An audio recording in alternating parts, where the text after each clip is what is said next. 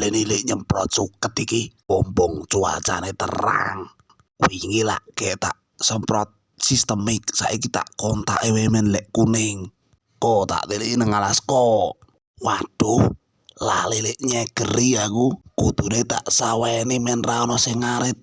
Iki malah wis bundas-bundas wis diriti wong.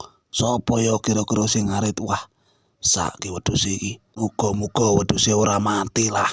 Bar atus seger tenan iki karo ngombe degan pol skre. Waktunya memberikan pakan untuk si cempe. Semoga badannya bisa melar seperti sapi. Wah, niat ngopeni cempe siji muga-muga dadi rezeki. Amin. Wah, pol doko iki cempe niki. Alhamdulillah mangan gampang ora milih-milih iki. Ngarite yo gampang to berarti. Muga-muga cempene iso tambah siji meneh.